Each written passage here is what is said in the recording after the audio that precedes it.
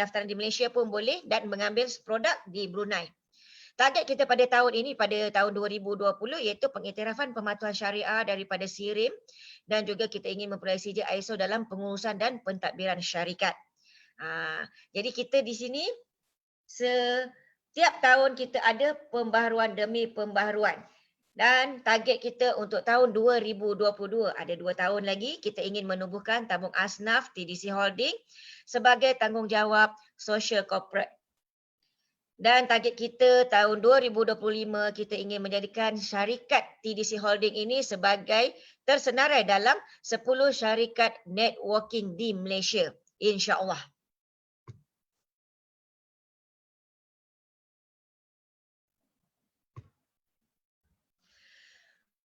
Okey, ini adalah Haji Osmera, di mana Haji Osmera ini merupakan kita punya partner ataupun master dealer di Brunei. Jadi siapa-siapa yang berada di Brunei boleh melalui Encik Osmera untuk pengambilan susu.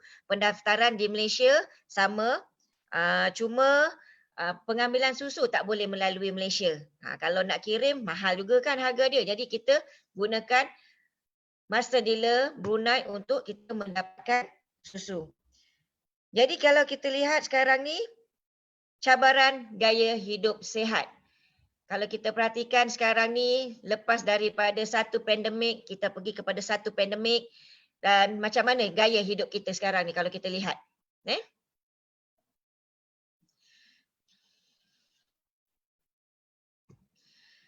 Manusia berdepan dengan cabaran, kuman, virus dan bakteria.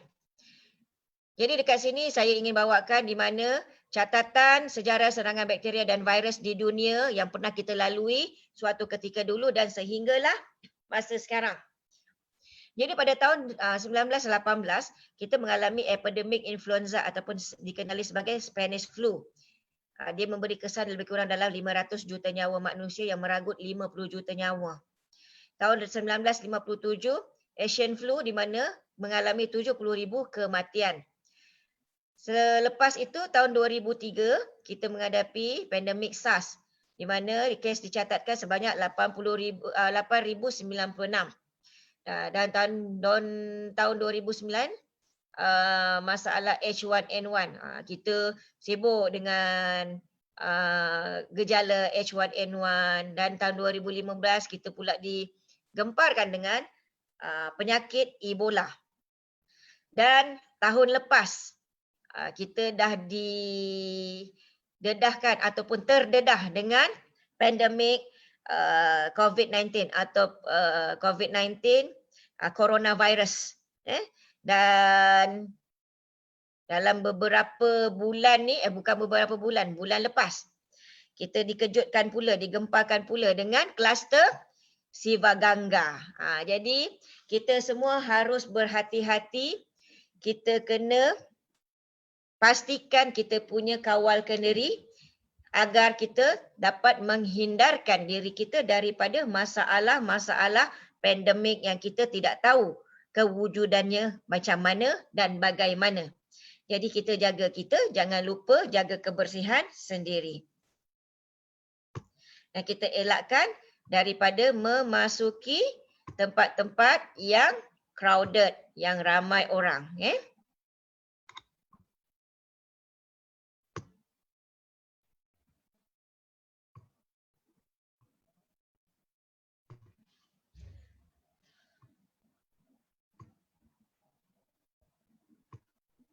Sekejap sebab ada gangguan pasal nak approvekan benda Allah ni. Kejap ya.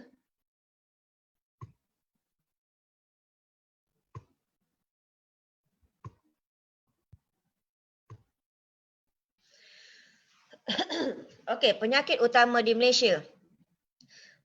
Enam penyakit ni memang cukup sinonim dengan orang-orang di sekeliling kita. Di mana orang-orang sekeliling kita ni, dia bila kita tengok apa semua dia akan bagi tahu, okey, benda ni macam gini, benda ni macam gini. Betul tak? Kan? Jadi sakit jantung, bila kita jumpa sahabat-sahabat kita ke apa, sakit jantung cukup sinonim, kanser, diabetes, stroke ataupun lumpuh, kolesterol dan darah tinggi. Jadi di sekeliling kita memang banyak dengan sahabat-sahabat kita, rakan karib, saudara mara kita yang mengalami masalah-masalah sakit ini. Dan kalau kita tengok, majoriti kita punya ahli ataupun dealer kita akan ada testimoni berkenaan sakit-sakit sedemikian. Memang susu ni bukanlah ubat tapi alhamdulillah asbab penyembuhan daripada Allah Subhanahu Wa Taala yang dikirimkan untuk kita. Jadi faktor penyebab kepada penyakit ini adalah pencemaran. Kita lihat sekarang ni di mana-mana asap kereta, kalau kita tengok asap lori, asap kilang. Pencemaran-pencemaran sungai. Kalau dulu kita lihat sungai-sungai ataupun tali air, semua dalam keadaan yang bersih. Tapi sekarang bila kita tengok sungai, kita nak mandi pun rasa dekat sungai tu kita rasa fikir banyak kali. Selain daripada sungai, pantai-pantai kita pun banyak yang tercemar. Jadi kita lihat juga kita punya daripada segi pola pemakanan.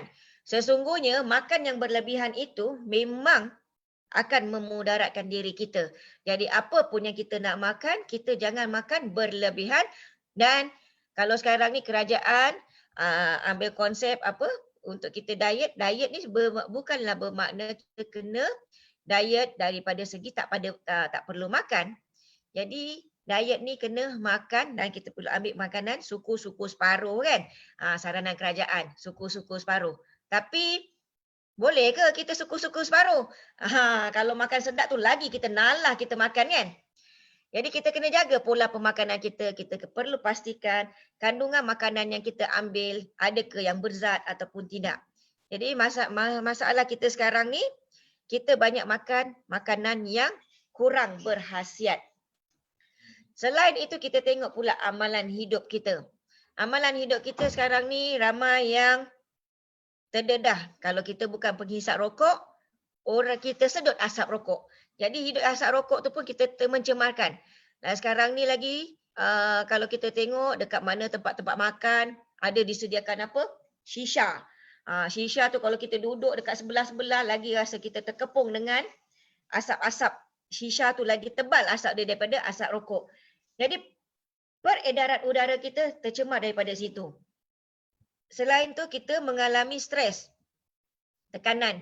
Sama ada tekanan, emak-emak pun ada tekanan dia juga kan. Tekanan menguruskan anak daripada celik biji mata sampailah nak tidur. Dia akan stres. Dia nak fikir yang itu tak siap, ini tak siap. Esok punya sarapan pagi nak buat apa-apa semua kan. Kalau yang suami pula stres dekat tempat kerja ataupun kita duduk dekat jalan raya yang jam macam dekat KL, dekat Selangor, kat Penang mana tu, kita akan mengalami tekanan dalam atas jalan raya. Sebab macam-macam tekanan kita hadapi. Dengan orang memandu tak berhemah, kita pun ikut stres kan. Jadi kita perlu kurangkan kita punya stres. Masalah kita sekarang juga kita menghadapi di mana kita kurang melakukan senaman. Apa yang kita lakukan senaman sekarang ni hanyalah senaman 2 jari. Kan? Banyak kita tak keluar untuk beraktiviti di luar. Bukan maksud saya beraktiviti macam mana, kita kurang nak bersukan ataupun kita nak buat pemanasan badan. Kita banyak senaman, kita banyak main handphone ataupun kita banyak senaman, kita tengok telenovela dekat TV, duduk diam kat situ tak ada buat apa, tak ada exercise, tak ada apa. Jadi kita punya kesihatan, masalah jantung kita pun tak bergerak, dia pun duduk senyap macam tu kan. Kita kurang bersenam sebab senaman ni pun perlu untuk kesihatan kita agar kita punya aliran darah, aliran pernafasan semuanya akan jadi baik kalau kita sentiasa bersenam. Selain daripada situ kita pun akan mengalami jangkitan kuman. Sekarang macam-macam jangkitan kuman kita hadapi. Macam sekarang tengok COVID-19 lah, denggi, ada yang malaria, macam-macam. Nanti bila kita demam sikit pun, kalau dulu kita tak tahu apa tu fenomena. Yang masalah pernafasan tu kan. Anak-anak kita sekarang ni bila demam sikit, lewat je hantar pergi ke doktor, dia akan warded dekat hospital sebab ada jangkitan kuman. Sikit je jangkitan kuman. Sikit je sakit, jangkitan kuman. Jadi kuman ni terlalu cepat berada di dalam badan kita. Kenapa dan mengapa? Kita kena balik kepada diri kita, apa pemakanan kita. Jadi kalau kita lihat peratusan yang kita lihat dekat sini, seramai 20% orang yang sakit, 20% orang yang sihat dan 60% orang yang kurang sihat. Yang kurang sihat ni, dia masih boleh dipulihkan. Orang yang sakit tu memang dah sakit. Yang kurang sihat macam kita demam. Lepas tu kita boleh pulih balik. Jadi macam mana kita nak mengelakkan ataupun mengurangkan faktor-faktor kesakitan ini. Kita lihat dekat sini statistik orang sakit dekat diabetes, pengidap diabetes Malaysia 3.6 juta, 415 juta penduduk dunia kategori dewasa mempunyai diabetes dijangka mencecah 642 juta menjelang 2040. Bayangkan 415 juta. Mencecah 642 juta untuk menjelang 2040. Kalau kita tengok setiap tahun sebanyak 2.04 bilion yang dibelanjakan untuk penyakit kencing manis ni. Selain daripada itu, kita ada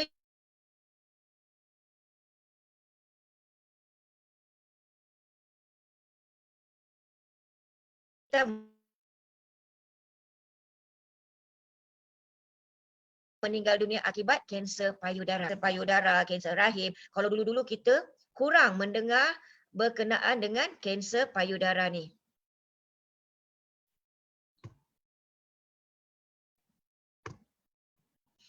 Jadi statistik pesakit di dunia, kalau kita tengok ini saya ambil daripada statistik WHO yang mana amat-amat merisaukan. Statistik ni adalah pada tahun 2015. Jadi untuk dunia sebanyak 15 juta meninggal dunia akibat daripada penyakit jantung dan strok.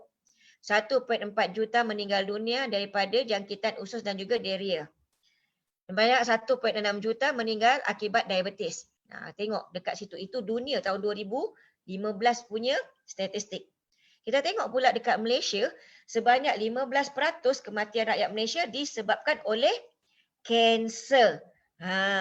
Bayangkan kanser ni memang cukup banyak dekat di Malaysia. Macam-macam kanser sekarang kita dengar kan? Kanser payudara, kanser darah, kanser cervix, kanser prostat, macam-macam kanser sekarang ni. Kalau dulu kita kurang mendengar kanser-kanser ni, kenapa? Kita kena tanya balik, kenapa? Bila kita tanya kenapa pada diri kita, pasti kita akan dapat jawapan sebabnya macam ini, macam gini, macam ni. Satunya adalah sebab pemakanan. 9% kematian rakyat Malaysia disebabkan oleh penyakit pernafasan. Apa fenomena ni lah? Fenomena. Sorry kalau saya tak reti nak menyebut juga. Jadi masalah pernafasan. Macam COVID-19 sekarang ni, dia akan melibatkan masalah pernafasan juga kan. Itu sebabnya kita digalakkan untuk memakai face mask. Jadi kalau kita nak keluar ke mana-mana, jangan lupa pakai face mask. Kita jaga kita, kawalkan diri kita. Dan juga kalau kita lihat 40,000 plus rakyat Malaysia stroke setiap tahun. Sekarang ni dalam usia muda pun akan mengalami stroke. Jadi bila kita tahu perkara-perkara ni, apa ikhtiar kita? Kita nak mencegah atau mengubati atau kita nak ambil kedua-duanya sekali. Jadi pilihan tetap di tangan kita sendiri. Ya? Kalau kita lihat nak merawat sakit itu perbelanjaan dia lagi lebih banyak daripada kita nak mencegah dengan membeli makanan berkhasiat untuk diri kita. Salah satunya kita perlu minum susu. Sebab susu ni adalah minuman sunnah yang dinyatakan oleh Rasulullah SAW dan kita dapati susu ini juga banyak mengandungi nutrisi dan khasiat-khasiat yang tersendiri anugerah daripada ilahi. So, kuasa penyembuhan kolesterol di mana bovine cholesterol is one of nature's greatest miracle. Jadi susu ini memang ada keajaibannya yang tersendiri. Ini pengakuan daripada Donald R. Henderson, iaitu dia daripada Profesor Medical of Gastroenterology. Susu merupakan minuman pertama bagi kehidupan.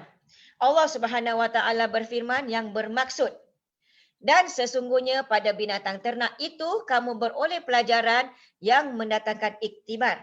Kami beri minum kepada kamu daripada apa yang terbit dari dalam perutnya, yang lahir dari antara hampas, makanan dengan darah, iaitu susu yang bersih, yang mudah diminum lagi sedap rasanya bagi orang-orang yang meminumnya.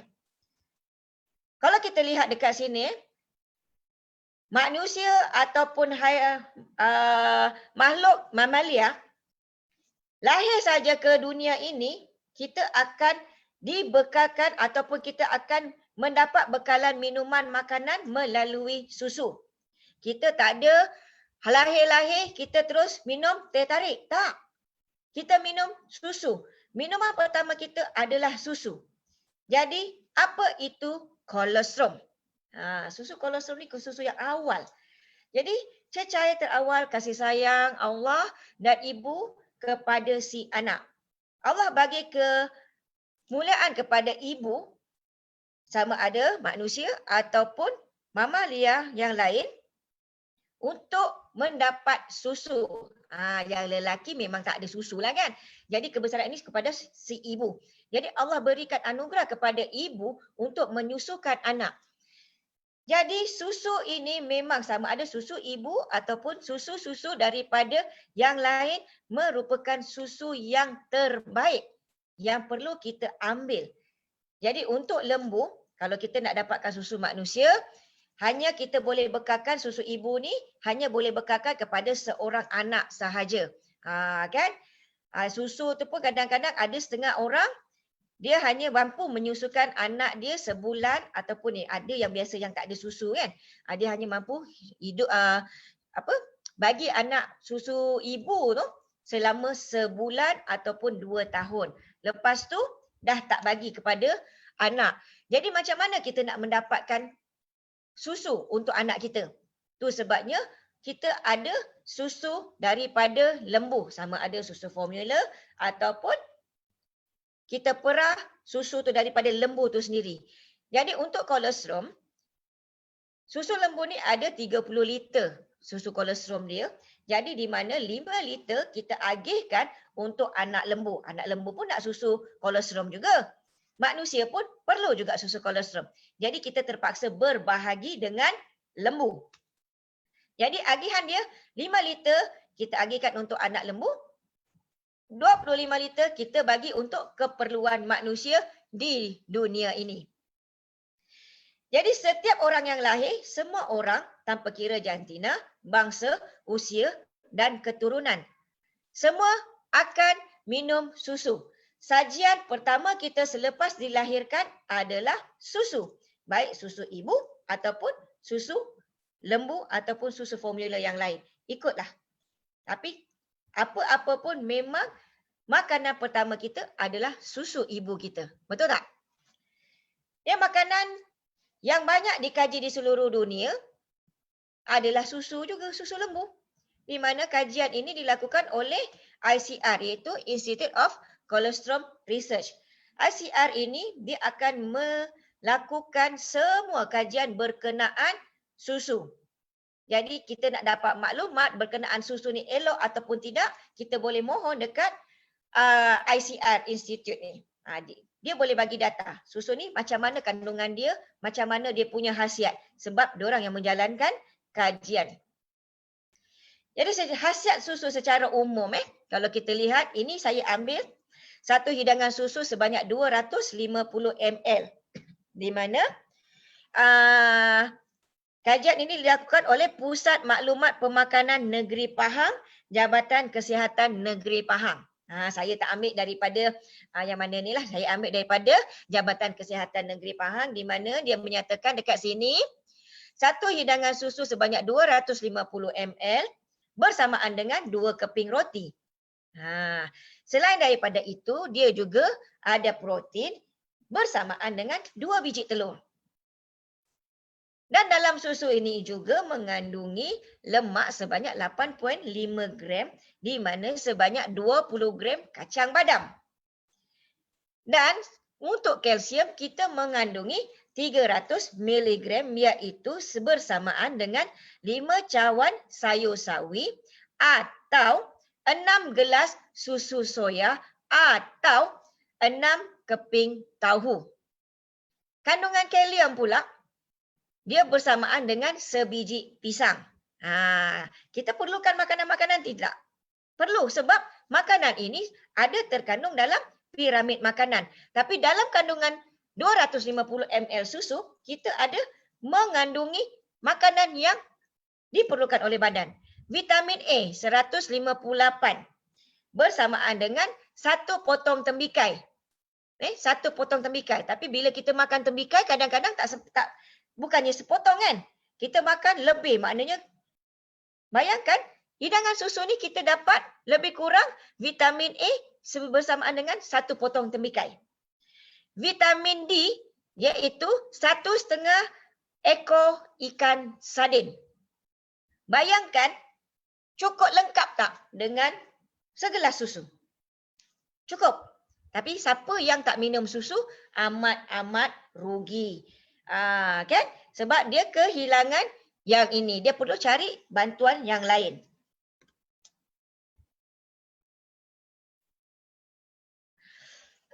Apa kata pakar kesihatan dan pemakanan berkaitan susu? Kalau kita lihat dekat sini, susu mamalia yang mempunyai kelenjar susu termasuk manusia, lembu, kambing, unta, biri-biri dan kerbau mempunyai laktosa. Laktosa ni ada kandungan gula sikit lah. Laktosa yang dibenarkan. Dia bukan laktos yang campuran. Dia ada mempunyai laktos. Lemak dan protein lebih kurang sama. Yang membezakan antara susu-susu ni semua adalah saiz lemak dan pecahan asid amino ataupun protein yang terdapat dalam zat-zat susu tersebut. Untuk susu biri-biri dan kerbau, ianya mengandungi kandungan protein dan lemak yang lebih tinggi berbanding susu lembu dan juga susu kambing. Di sini kita selalu disalah fahamkan oleh propaganda-propaganda yang menyatakan lemak susu ni tidak bagus untuk kesihatan badan kerana minum susu lebih akan menjadi gemuk. Ini kata pakar pemakanan dan kesihatan. Dia kata dekat sini lemak susu tidak menggemukkan dan ia berfungsi untuk membantu lemak-lemak di dalam badan kita agar tidak mengakibatkan penyakit yang berbahaya. Itu sebab bila kita minum susu kolostrum, dia boleh membantu memecahkan lemak-lemak dekat dalam badan kita dan dia mengeluarkan toksid-toksid yang terkandung di dalam badan kita. Selain itu, susu juga kaya dengan protein, kalsium, vitamin A, B, B1, B2 iaitu riboflavin, C, vitamin D, E dengan K. Selain itu juga dia ada karbohidrat, protein dan lemak, fosforus, magnesium, potasium serta zat besi. Nutrisi ini mampu mengawal tekanan darah serta mencantikkan rambut dan juga kulit. Di sini kalau kita lihat siapa yang mengkonsumsikan susu Situ Joy, perasan tak kulit anda akan jadi cantik dan juga dia lembap, dia moist. Saya tahu walaupun saya tak dapat nampak, anda sekarang mesti perhatikan anda punya kulit. Nanti saya akan cerita kenapa kulit akan jadi macam begitu. Selain itu, susu juga menguatkan imunisasi badan, melancarkan proses penghadaman. Ada tak bila anda minum susu ni, anda akan secara tak langsung terus pergi ke bilik air. Sama ada buang air besar ataupun buang air yang kecil. Saya dapat dengar ataupun saya dapat feedback, ada setengah menyatakan susu ni tak bagus sebab dia kata bila dia minum susu, dia cherry berry. Kan? Bila dia cherry berry, dia pun tak nak minum susu. Sebenarnya, itu susu sedang bertindak balas terhadap badan kita di mana sebenarnya kita mengalami masalah penghadaman. Jadi susu ini melancarkan proses penghadaman kita. Nampak tak bantuan daripada susu? Ini bukan kata saya, tapi memang inilah yang dikurniakan oleh Allah di mana susu ini mempunyai fungsi tersendiri untuk dalam badan kita. Selain itu juga, susu memberikan tumbesaran yang sihat serta ketahanan kepada tulang kita dan juga gigi kita. Selain itu, kalau kita lihat kuku kita sendiri pun sukar untuk patah. Kalau kita nak potong kuku ke apa semua kan, kita nak kita dah rasa macam kuku kita tu keras. Jadi zat protein yang berkualiti tinggi penting untuk membina tisu badan serta krusial untuk pembentukan antibodi melawan penyakit. Jadi daripada satu gelas susu ni, dia boleh menambahkan antibodi kita. Ni jangan tanya macam mana sebab ini memang dah Allah Subhanahu Wa Taala ciptakan di dalam badan kita dan ciptakan keajaiban daripada susu itu sendiri. Zat kalsium dalam susu juga mudah diserap oleh badan dan kekurangan kalsium akan mengundang osteoporosis. Jadi kita lihat dekat sini komposisi kolesterol. Di mana dalam komposisi kolesterol saya akan ada bawa dekat sini ada 4 jenis yang kajian ini adalah saya ambil daripada kajian daripada pihak Universiti Putra Malaysia UPM. Itu di mana dia ambil kajian bovine kolesterol iaitu susu lembu, buffalo kolesterol iaitu susu kerbau, sheep kolesterol iaitu daripada kambing ataupun berbiri dan human kolesterol daripada manusia. Jika kita lihat dekat sini kan IgG1, IgG2, IgA, IgM dengan lactoferrin hanya terkandung di dalam susu lembu. Susu kerbau, susu kambing ataupun susu manusia tidak ada kandungan ini. Cuma kita ada kandungan lemak, protein dan laktos. Jadi kalau kita lihat dekat situ untuk susu kolesterol lembu mempunyai 2.5% laktos. Laktos ni kita bukanlah gula yang memang susu ni kita ada buat kajian tidak ada kandungan yang akan boleh menyebabkan susu tu dihurung. Dia bukan seperti macam gula biasa. Laktos ini adalah laktos yang boleh diuraikan, boleh dicernakan di dalam badan yang diperlukan oleh badan. Bukannya laktos tiruan lah. Jadi di sini saya ingin paparkan juga ini pun adalah kajian daripada pihak UPM sendiri di mana 3 jenis susu ibu kita ada susu kolesterol, full milk dan hind milk. Di mana susu kolesterol adalah makanan semula jadi yang pertama untuk bayi sama ada manusia ataupun haiwan. Memang ada susu kolesterol ni Jadi susu kolesterol ni juga adalah yang dirembeskan seawal-awal kelahiran 1 hingga 2 hari selepas hari kelahiran. Kalau ini manusia lah kan. Kalau susu kolesterol kita bertahan lebih kurang dalam kolesterol ni dalam 12 jam kalau manusia, kalau susu lembu selama 48 jam. Jadi susu kolesterol hanya bertahan selama 1 atau 2 hari. Kalau 48 jam tu untuk lembu maknanya 2 hari lah kan, 48 jam. Jadi susu kolesterol mengandungi tinggi protein dan rendah lemak. Walaupun dia ada lemak tapi dia low fat. Jadi kolesterol mudah dicernakan di dalam sistem penghadaman bayi demi memastikan bayi mendapat zat yang mencukupi. Kalau bayi yang kadar orang kata perut dia tak berapa nak elok, kita bagi minum susu. Itu sebabnya bayi kalau kita tengok di dalam tin susu formula bayi tu sama S26 ke Touch Lady ke apa semua dia akan syorkan susu ini diambil untuk berusia 6 bulan ke atas dan memang digalakkan untuk minum susu kan. Tapi kita tak ada pula bertanya kepada pihak kedai tu kan. Susu ni kalau bayi saya umur 2 bulan 3 bulan boleh tak ambil susu formula? Kita tak tanya pun dekat dia punya penjual tu kan. Tapi bila kita minum susu Situ Joy, kita akan bertanya, boleh tak susu Situ Joy ni diberikan kepada bayi? Sebab kita ada keraguan. Kenapa? Kita tanya diri kita sendiri, kenapa? Sebab mindset kita tak ubah. Bila kita pergi dekat pasaran, walaupun bayi kita baru berumur 1 hari 2 hari, kita beli susu formula, kita bagi je dekat anak kita. Tak tanya pun dekat penjual tu kan. Boleh tak boleh anak kita ni minum susu formula? Tapi bila susu Situ Joy, kita sibuk nak tanya. Kan? Sebab apa? Mindset kita. Kita ada keraguan di situ. Padahal semua susu ni sama dan kebaikan susu kita adalah susu kolostrum. Ya?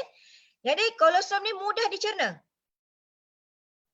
Itu sebabnya kita pun boleh bagi bayi. Tapi janganlah bagi dengan kandungan yang satu paket tu nak bagi bayi kita. Tidak. Kita kena tengok. Ataupun kita campurkan dengan susu yang apa yang kita minum. Paling bagus, ibu minum susu, anak akan dapat khasiat dia melalui penyusuan daripada susu ibu.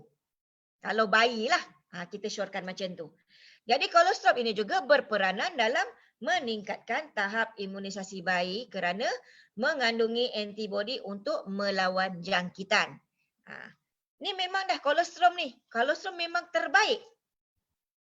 Jadi dia ada khasiat yang tersendiri. Jadi itulah sebabnya kenapa kolostrum Situ Joy dia tidak ada steroid yang mana digembar-gemburkan orang dan ujian makmal pun telah dilakukan.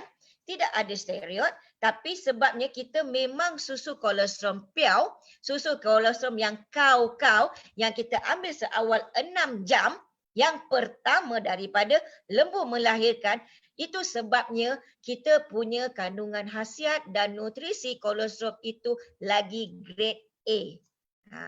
Jadi kita tengok pula selepas daripada kolostrum, dia akan pergi kepada formula. Ni kita belajar pula Jadi formula ni adalah susu yang dirembeskan pada awal waktu penyusuan selepas badan menghasilkan susu kolostrum. Jadi selepas susu kolostrum ni dipanggil susu formula. Ia juga mengandungi rendah lemak dan tinggi karbohidrat, protein dan juga vitamin. Warna susu formula adalah sedikit kebiruan. Jadi lepas ni kepada ibu-ibu yang masih menyusukan menyusukan anak ataupun ibu yang baru lepas bersalin, mungkin boleh buat uji kaji, betul tak susu formula ni color biru. Selepas susu kolostrum, susu formula. Kita tengok macam itu. Kalau nak buat kajian lah. Ni dah kajian UPM dah. Kalau kita nak, kadang-kadang kita ni ada keinginan kita nak tahu kan. Jadi kita pun nak buat uji kaji diri kita sendiri.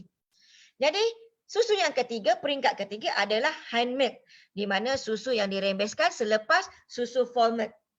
Susu ini mengandungi tinggi kalori dan juga tinggi lemak. Dan warna susu whole milk lebih pekat berbanding susu full milk dengan kuantiti yang sedikit. Susu whole milk penting untuk tumbesaran bayi. Perlu juga, bayi kita pun perlu juga minum susu. Asyik nak dapatkan susu kolostrum. Kalau ibu manusia, susu kolostrum hanya lebih kurang dalam 8 jam. Jadi macam mana kita nak meneruskan susu kepada bayi kita kan? Kita perlukan susu-susu yang lain. Tapi sekarang ni kita dah dapat bekalan susu kolostrum. So why not kita bagikan juga kepada anak kita susu Situ Joy. Apa itu susu Situ Joy? Susu Situ Joy adalah gabungan dua unsur penting iaitu kolostrum dan juga kalsium menggunakan formula Trucal D7. Susu Situ Joy mengandungi 2.25% IgG iaitu imunoglobulin yang ini lebih kurang 337.5 mg. Di mana susu Situ Joy, bila kita beli susu Situ Joy kita mendapat dua gabungan iaitu kolostrum dan juga kalsium Trucal D7. Apa itu kolostrum? Iaitu kolostrum cairan prasusu yang dihasilkan oleh lembu betina selepas melahirkan anak sehingga 48 jam. Kolostrum lembu adalah kolostrum yang paling mirip dengan kolostrum manusia dan mempunyai 4 kali ganda lebih kaya faktor imunisasi daripada kolostrum manusia. Kita tengok tadi komposisi kolostrum tadi kan, di mana untuk kolostrum hanya lembu sahaja yang ada imunoglobulin. Jadi kualiti kolostrum situ Joy hanya diproses dengan susu kolostrum lembu seawal 6 jam pertama bagi memastikan kualiti kolostrum dan kandungan imunoglobulin yang maksimum. Jadi cara dia memproses tu macam mana Dia susu kolostrum ni tadi yang 6 jam pertama ini 30 liter tu 5 liter kita bagi untuk anak lembu, 25 liter lagi kita bagi untuk memenuhi keperluan manusia. Dan kita hanya pastikan dia ataupun kita basmi kuman dia selama 15 saat. Dia tak lama. Jadi kalau orang kata kalau macam gitu kita nak minumlah susu fresh. Bila susu fresh yang kita minum kita akan masak. Bila kita masak pula tunggu dia mendidih. Jadi khasiat dia dekat mana? Dekat situ. Bayangkan proses yang kita lakukan, kita hanya membasmikan kuman tu selama 15 saat, 15 second je. Sekejap je masuk, pap, habis. Kita keluarkan. Kita tak nak nutrisi dia tu hilang. Jadi bila kita masak susu, kan, bayangkan di mana khasiat susu. Kalau kita nak jimat ke katakan kita nak susu lembu tu sendiri, kita pun perah, lepas tu kita pergi ke dapur, kita didihkan susu tu, didihkan pula sehingga 100 darjah Celsius. Dahlah 100 darjah Celsius sehingga mendidih, menggelegak. Jadi kita di situ yang kita nak fresh tadi tu dah tak fresh. Tapi bila dalam susu situ Joy, kita hanya basmikan kuman selama 15 saat. Tu sebab susu situ Joy kita tidak syorkan untuk minum secara panas. Kerana nanti bila kita letakkan air panas, kita punya nutrisi susu situ Joy akan hilang. Dalam susu situ Joy ini ada 4 keistimewaan susu. Apa 4 keistimewaan tu? Satu adalah antibody, iaitu immune, kita punya immune factor, di mana dalam immune factor ni ada IgG, IgA, IgM, IgE dan IgD. Selain itu juga dia ada pertemuan iaitu growth factor di mana ada FGF, TGF-A dan B, IGF-1 dan juga IGF-2. Yang ketiga adalah nutrisi iaitu nutrient factor di mana ada protein, tenaga dan juga vitamin. Yang keempat adalah kalsium iaitu kalsium Trucal D7. Kita formulakan daripada Glanbia USA. Jadi macam sekarang ni ada rumours yang kata sekarang ni susahlah kita ada ni apa semua. Sebenarnya bukan sebab pasal daripada USA ke tidak. Rumours tu jangan kita dengar. Sekarang ni semua negara tutup sempadan. Bila menutup sempadan, bekalan bahan mentah kita daripada New Zealand susah nak masuk ke tempat kita. Jadi bila sukar nak masuk, itulah kita punya bekalan dekat kilang ni, kita susah nak kawal. Bukan susah nak kawal, kita susah nak dapat. Jadi alhamdulillah, kita dah dapat bekalan. InsyaAllah bekalan susu akan normal seperti biasa. Bukan sebabnya US ada coronavirus lah bagai apa semua. Tak. Sebab bekalan. Sebab nak handle kolostrum itu sendiri sebenarnya amat sukar.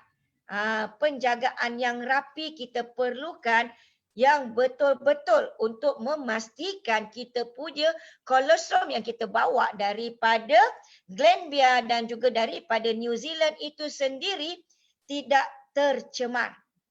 Jadi kawalan-kawalan ini kita pun perlu kuarantinkan produk-produk kita untuk kesihatan pekerja-pekerja yang lain.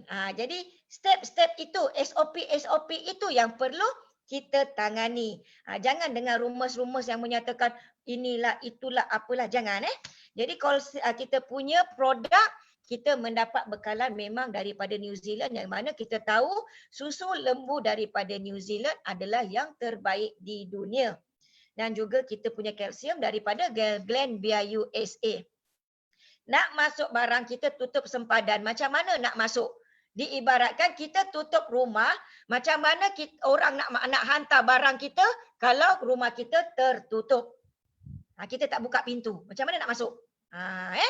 Jangan salah faham, jangan dengar rumus dan tolong jangan fitnah macam-macam.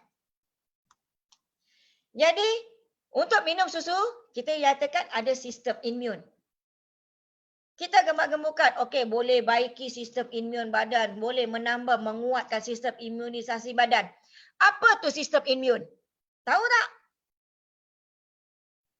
Jadi, sistem imun ni ada dalam tubuh manusia termasuk sel-sel penting di dalam sistem imun untuk ketahanan melawan penyakit. Semakin kita berusia, semakin kadar metabolisme kita ataupun kita punya tubuh badan ini kekurangan ketahanan tubuh. Masa awal-awal kita minum susu, kita adalah ketahanan tubuh. Lepas tu bila dah dewasa, bila kita dah meningkat usia, dah remaja, apa semua, kita kurang minum susu. Yang paling bagus orang India, daripada kecil sampailah dewasa, dia tetap minum susu. Kalau kita tengok, orang India memang jarang sakit. Jarang kalau kita tengoklah. Because apa? Sebab diorang mengamalkan minum susu dan juga mandi susu. Selain itu, kita perlu memahami berkenaan antibodi iaitu imunoglobulin dan jenis-jenis serta fungsi-fungsi yang berkaitan. Dan juga sistem imun ini mengaplikasi pengetahuan tentang kolostrum dan kandungannya dalam penyampaian maklumat.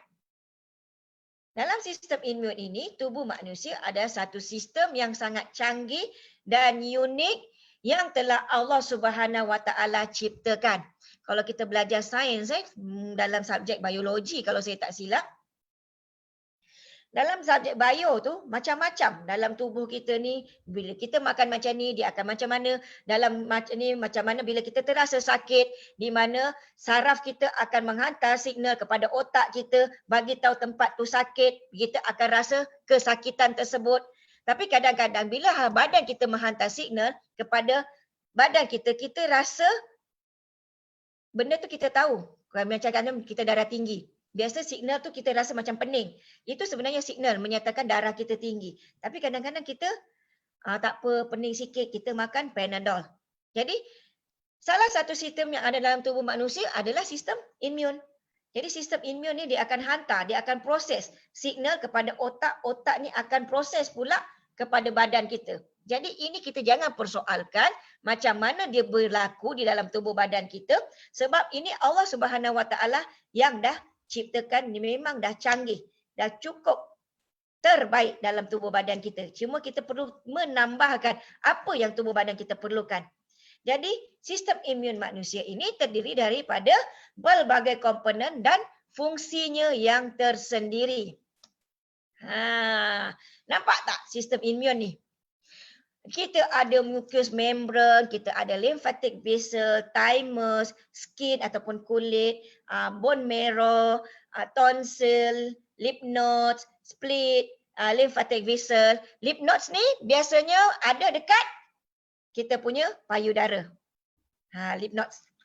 Jadi bayangkan dekat sini, mucus ni, mucous membrane dia untuk merembeskan mucus, berfungsi untuk menyekat patogen. Mukus ni daripada mana? Kalau kita tengok. Mukus ni daripada hidung kita. Tu sebabnya sekarang ni bila pandemik coronavirus, kita digalakkan untuk memakai face mask. Tapi ramai di antara kita semua dah kebal. Masa PKPB ni, diorang pun dah tak nak pakai face mask sebab semua kebal. Tak nak pakai. Kalau pakai face mask pun, face mask dia duduk dekat dagu. Dagu yang dia nak tutup. Dia tak nak tutup hidung dia. Jadi, mucous membrane ni akan memproses. Kalau kita lihat dekat sini, dalam hidung kita, mesti ada bulu hidung. Betul tak? Jadi, bulu hidung ni pun dia ada tindakan dia sendiri. Untuk memproseskan patogen-patogen yang masuk. Virus-virus yang masuk. Tapi kalau dah termasuk ke dalam badan, dia ada pula sel-sel yang akan menghalang ataupun menentang. Ada tentera dekat dalam badan kita yang akan menentangkan benda Allah tu. Kejap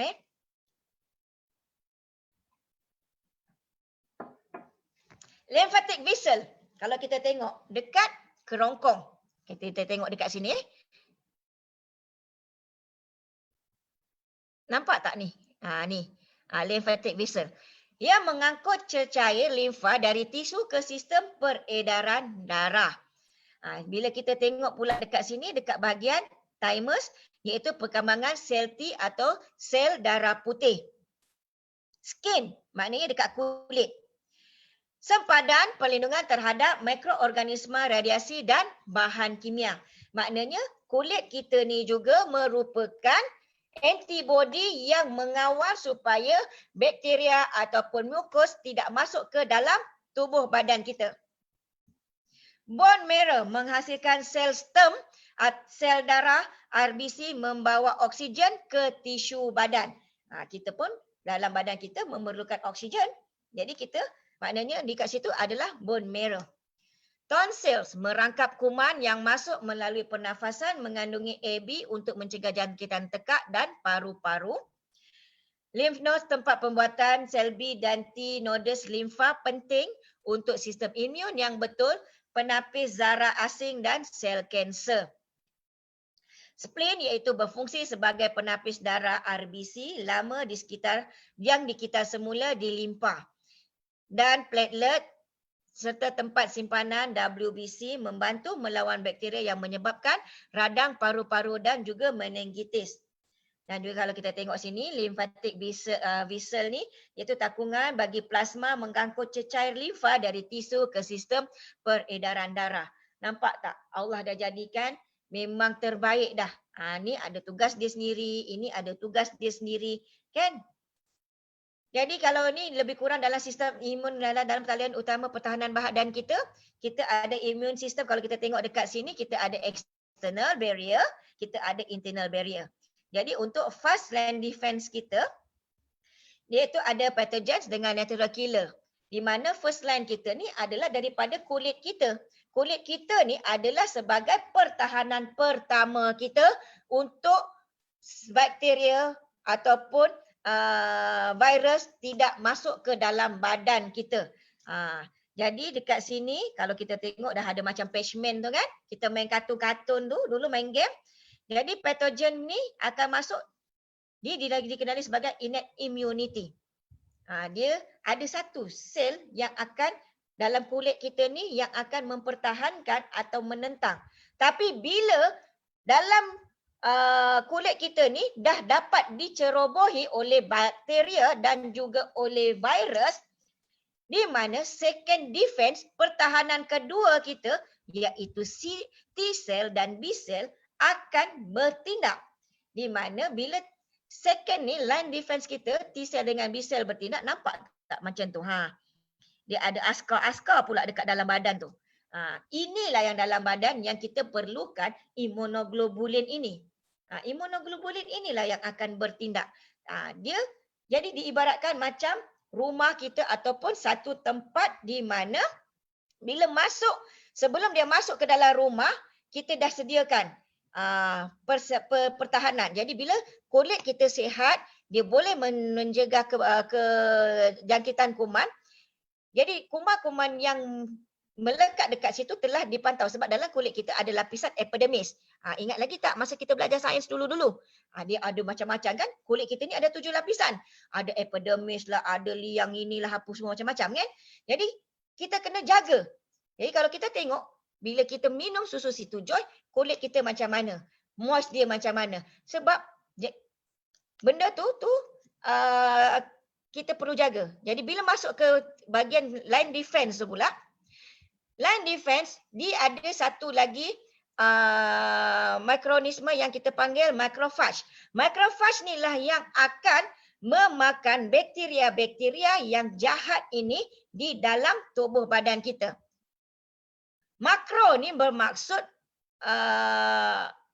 besar makro ni this is macro system, dan phage ni adalah besar yang makan. Jadi macrophage ni dia akan memakankan semua bakteria-bakteria yang ada.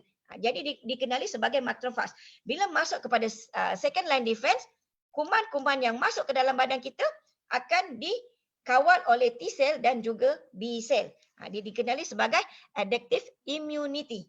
Jadi bila kita minum susu, bantuan daripada imunoglobulin itu membantu untuk kita punya ketahanan tubuh badan kita. Jadi antibody ini dalam pada IgG, IgA, IgM, IgD, IgD, ia merupakan rantaian-rantaian yang penting untuk tubuh badan kita. Kalau kita lihat dekat sini ni rangkaian IgG. Ini rangkaian yang biru ni IgE. Yang kuning ni IgD. Ini semua adalah kita punya antibody di mana dia akan bercantum, dan IgM serta IgA. Dia bercantum.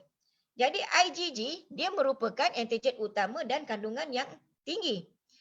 IgA pula merupakan antibody yang memainkan peranan penting dalam kekebalan mukus. Ni yang akan IgA ni memastikan mukus-mukus kita tu terjamin dia punya kesiapsiagaan. Ayat kesiapsiagaan tu. IgM, antibody utama yang dihasilkan oleh sel B. IgE tindak balas terhadap parasit, dan juga IgD terdapat pada permukaan sel B mengaktifkan sel basofil dan juga mast. Jadi bila kita klasifikasikan imunoglobulin, ni kita cerita pasal sistem imun. Kita dok cakap sistem imun tapi kita tak tahu macam mana sistem imun tu bertindak balas. Jadi IgA ini ditemukan di mukus atau saliva, air mata, susu ibu melindungi terhadap patogen. Jadi IgD sebahagian daripada reseptor sel B mengaktifkan sel basofil dan juga sel mast. IgD melindungi terhadap cacing parasit, juga bertanggungjawab terhadap reaksi alahan. Kalau kita minum maknanya IgG, kalau kita ada alergik kepada satu-satu benda maknanya tindak balas melalui IgE. Kalau kita tengok ada masalah sakit alergik ataupun eczema ataupun cirrhosis, alhamdulillah asbab penyembuhan yang Allah berikan atas izinnya, minum susu dapat membantu mengurangkan, melegakan kesakitan yang dialami.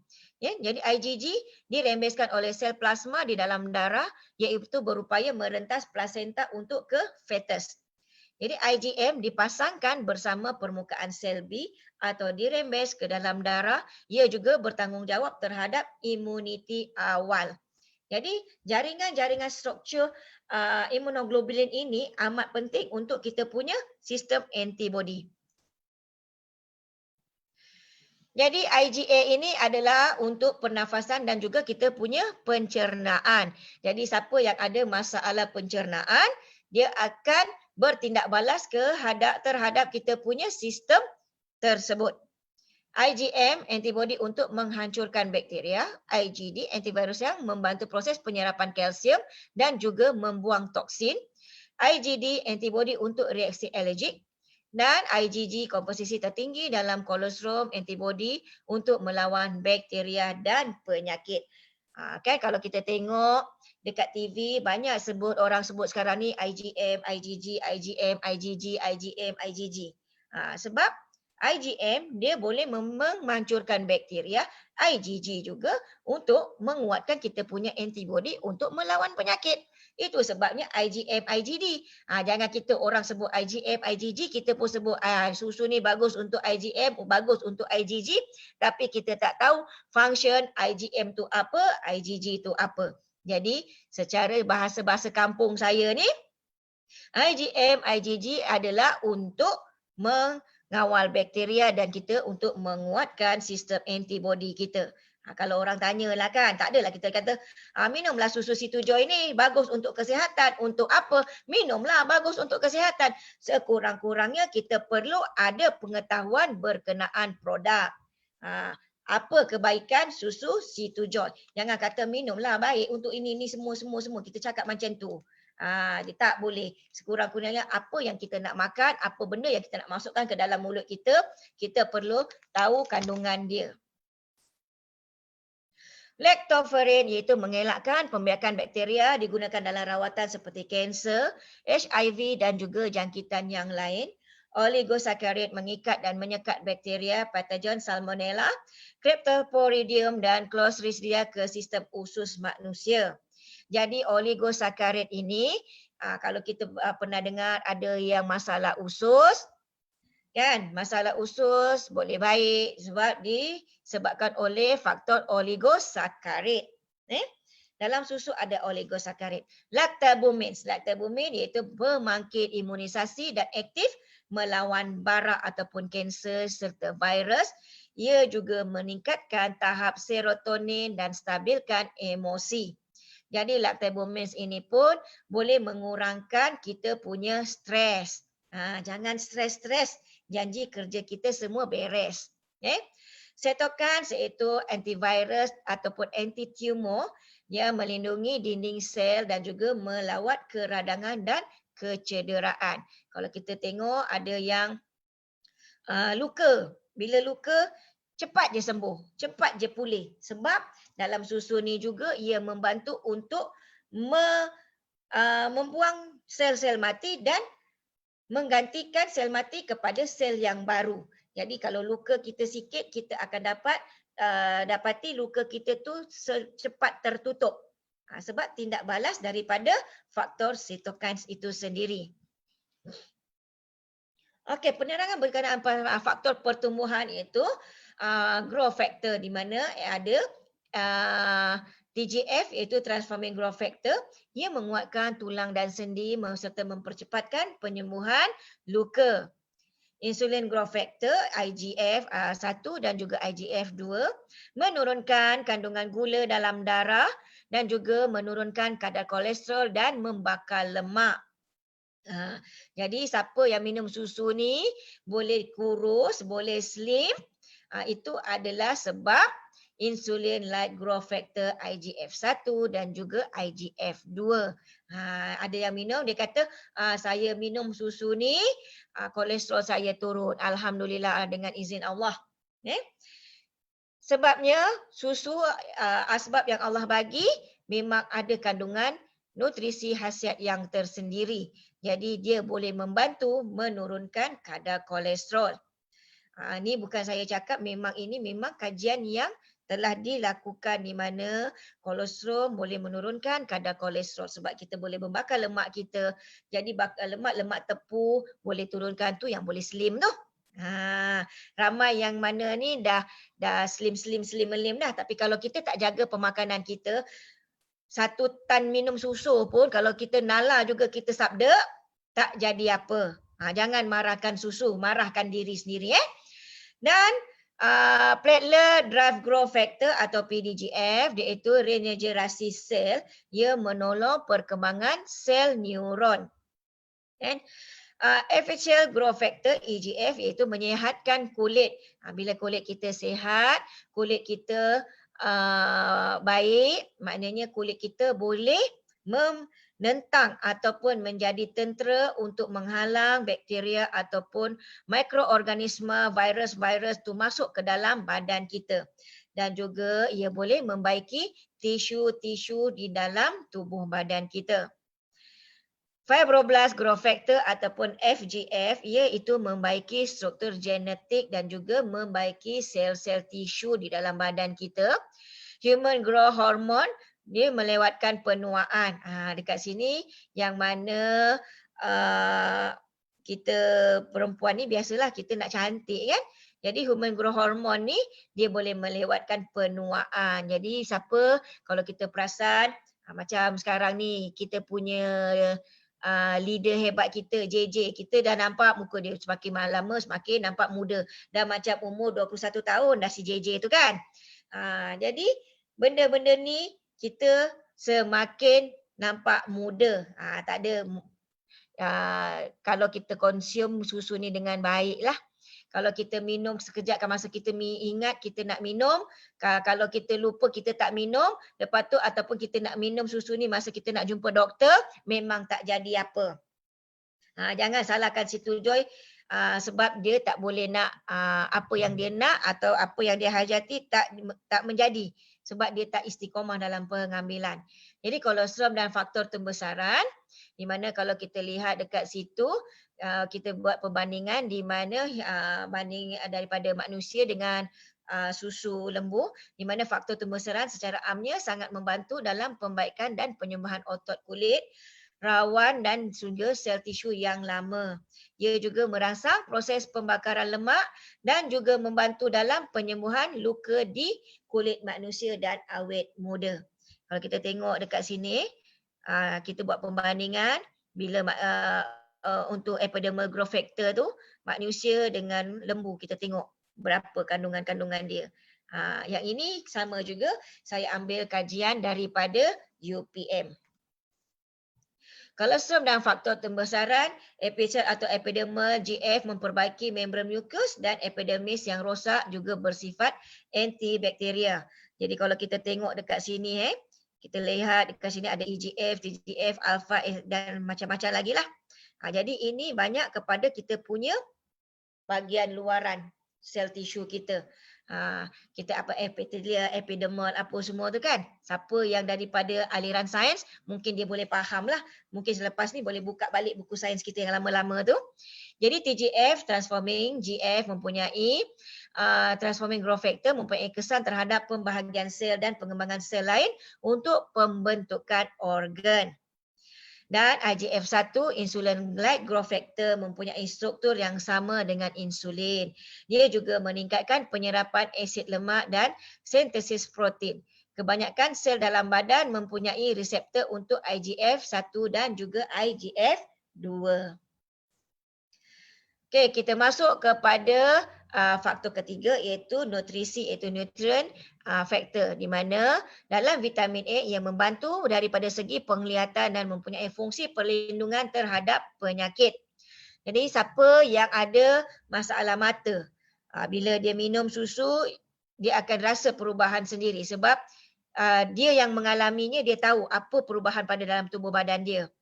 Jadi vitamin B2 juga dikenali sebagai riboflavin, adalah sumber makanan bayi yang berguna untuk merangsang pertumbuhan dan kulit bersamaan dengan vitamin C.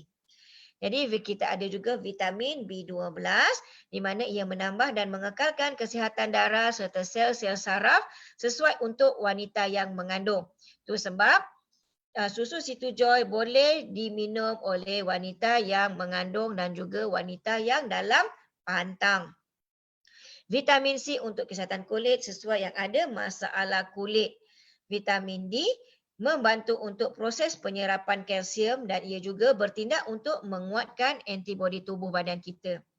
Vitamin E, vitamin sebagai antioksidan yang penting dalam pencegahan kanser dan juga penyakit kardiovaskular. Jadi mineral pula ada kalsium di mana ia menguatkan tulang serta gigi dan mengawal kestabilan tekanan darah dan kekuatan otot.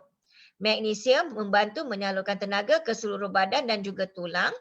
Zinc mempercepatkan penyembuhan luka serta perkembangan sel-sel otak. Fosforus membentuk struktur tulang dan gigi. Potasium mengawal kestabilan tekanan darah serta sistem saraf. Faktor yang keempat iaitu faktor kalsium, kalsium Trucal D7 yang formula daripada Glanbia USA, di mana Trucal D7 adalah formula khas yang dipatenkan oleh Glanbia Nutritional, adalah ekstrak kalsium yang terbaik di dunia. Dan Trucal D7 kita tidak akan dapat melalui produk-produk lain sebab Trucal D7 memang khusus untuk Situ Joy daripada syarikat TDC Holdings. So kalau ada anda dengar produk dia ada juga Trucal D7, bohong semata-mata sebab Trucal diformulakan untuk Situ Joy. Jadi formulasi unik diguna untuk membantu dalam pembinaan tulang yang kuat dan sihat secara optimum. Jadi kalau ada yang masalah patah, kalau kita lihat tulang ni dia terbentuk lebih kurang dalam 6 minggu. Kalau kita konsumsi betul-betul susu Situ Joy dalam masa 6 minggu, insya-Allah atas izin Allah Subhanahu Wa Taala, tulang kita boleh tercantum ataupun boleh dipulihkan semula. Jangan terkejut, keajaiban susu yang Allah bagikan ini memang cukup terbaik. Jadi sumber mineral susu asli juga mudah diserap untuk pembentukan tulang. Terbukti lebih berkesan dalam peningkatan kekuatan dan kepadatan tulang berbanding sumber kalsium yang lain. Ia juga membantu dalam pembentukan semula tulang yang patah lebih laju dan berkesan dalam masa 6 minggu berbanding sumber kalsium yang lain. Macam yang saya cakapkan tadilah. Dan dalam masa sama, komposisi Trucal D7 ini menyamai dengan 99.9% komposisi tulang kita. Jadi bila kita minum Trucal D7, dia sama. Kenapa dia sama? Mari kita tengok perbezaan antara Trucal D7 dan apa yang diperlukan oleh tulang kita. Perbandingan keperluan harian mineral tulang manusia yang normal dengan komposisi Trucal D7 dalam satu sachet Citojoy 15 gram. Satu sachet adalah yang ini 15 gram ni.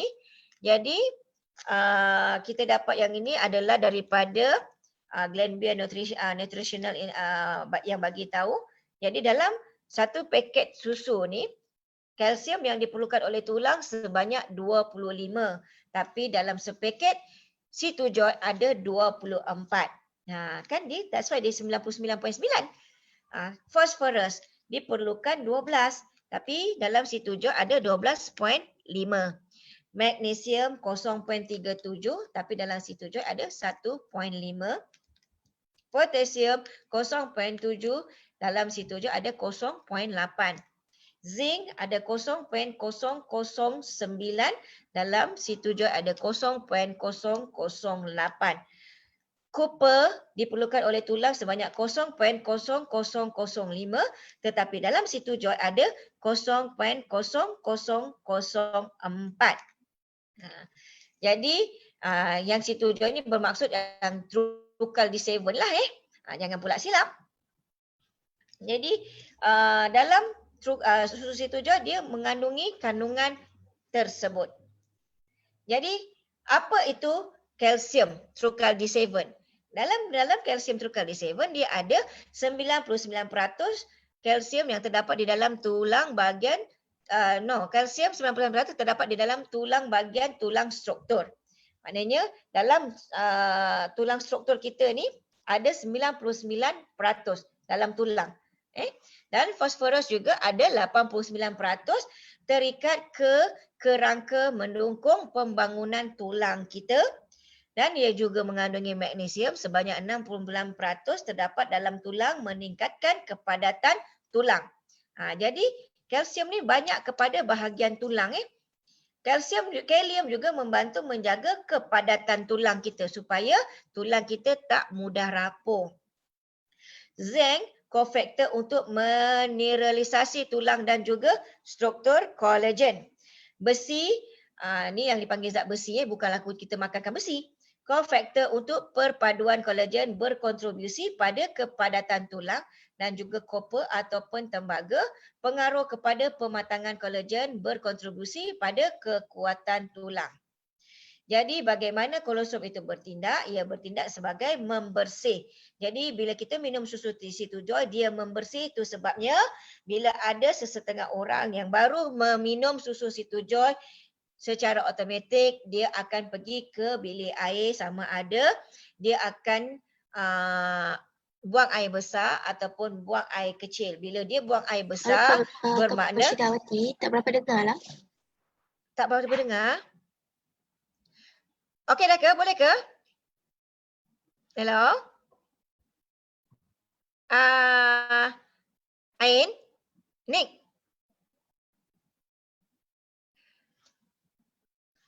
Dengar tak, Nick?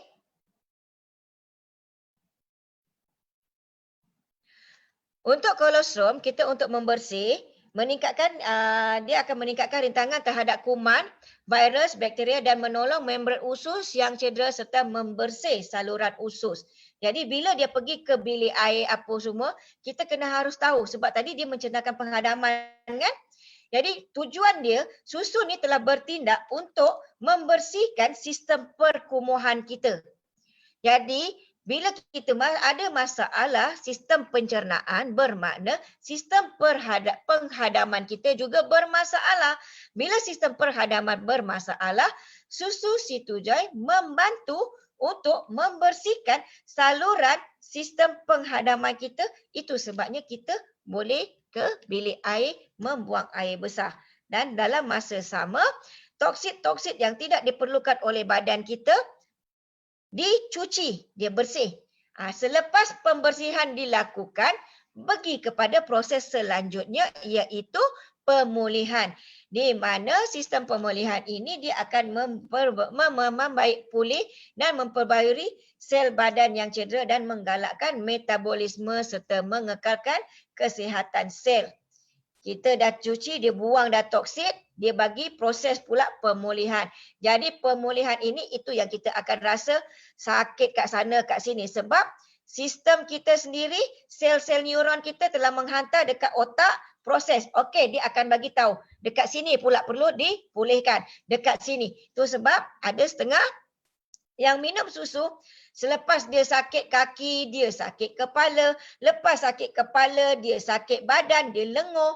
Itu sebenarnya tindak balas susu terhadap badan dia sendiri untuk pemulihan. Selepas dah pulih, kita lindungi, kita protect diri kita dengan mengimbangkan sistem imun dan melindungi badan daripada serangan penyakit dan proses penuaan.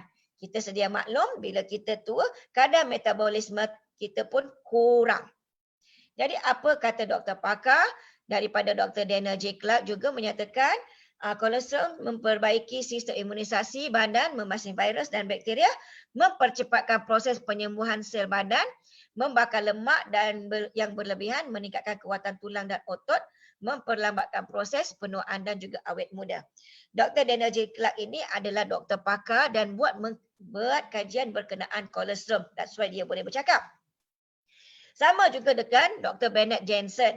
Dia pun ada menulis tentang kolesterol dan dia mengakui sendiri bahawa kolesterol itu berperanan untuk terapi yang penting dalam AIDS, kanser, penyakit berjangkit, penyakit berkaitan jantung, kencing manis, penyakit autoimun, alergik, kudis, gout, selsema, kesejukan dan lain-lain. Kolesterol juga mempunyai antioksidan dan ia bersifat anti keradangan dan juga satu sumber mustahak untuk vitamin, mineral, enzim dan juga asid amino ataupun protein.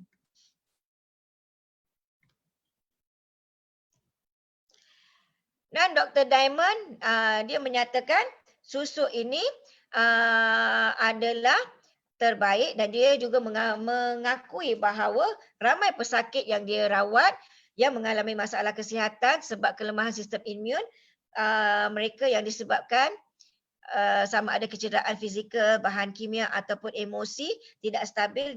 Dia menyatakan bila orang mengambil susu kolesterol sangat berkesan untuk meningkatkan sistem imunisasi badan mereka. Ini daripada Dr. Pakar Diamond. Dan Dr. Zoltan pula menyatakan kolesterol terbukti dan merupakan salah satu pemakanan yang terbaik dalam melawan penyakit autoimun, kanser dan pelbagai penyakit yang tidak dapat diubati. Jadi doktor-doktor pakar ini sendiri mengakui kebaikan susu kolesterol. Itu sebab susu kita adalah susu kolesterol dan susu kolesterol dia ada kebaikan khasiat nutrisi yang tersendiri. Dan Situ Joy juga memiliki sijil halal JAKIM, memiliki sijil BPOM, memiliki sijil halal HACCP dan juga kita ada sijil ISO 22000 iaitu sijil daripada food dan kita juga ada sijil daripada MESTI. Dan kita juga mempunyai sijil pematuhan syariah yang disahkan dan telah diberikan oleh daripada ahli jawatan kuasa syariah angkasa di mana dia telah membuat semakan dan menyatakan kita punya syarikat dari iaitu TDC Holdings yang berhad selaras dan mengikut kehendak tuntutan syariah. Jadi siapa yang boleh minum susu Situ Joy? Sesuai untuk semua usia, itulah susu. Jadi kanak-kanak boleh, daripada golongan teenager boleh, dewasa boleh dan senior ataupun citizen boleh. Jadi semua ibu mengandung yang menyusukan juga boleh mengkonsumsikan susu Situ Joy. Daripada kecil sehinggalah yang tua, sampailah yang veteran. Cara minum dia mudah, kita sediakan air suam sebanyak 150 ml. Tuang satu secet ke dalam air suam ataupun air suam jangan air panas ataupun air masak biasa, air mineral biasa. Kita goncang sehingga larut dan siap untuk minum. Dewasa kita syorkan 1 hingga 2 sachet sehari. Tapi kalau sekiranya tubuh badan kita sihat, kita tak perlu ambil sebanyak 2 paket. Sebab untuk dewasa yang sihat hanya memadai dengan sepaket susu Situ Joy sehari. Kanak-kanak usia 3 hingga 4 tahun separuh sahaja ya. Jangan terlebih sebab bila kita minum terlebih, dia akan memudaratkan kita juga Jadi, jangan bancuh susu dengan air panas kerana ia akan menghilangkan khasiat susu tersebut. Jangan kacau susu yang ini, bab-bab susu besi apa semua, itu saya minta maaf, saya tak dapat nak jelaskan terlebih lanjut, itu kita tanya pada yang pakar.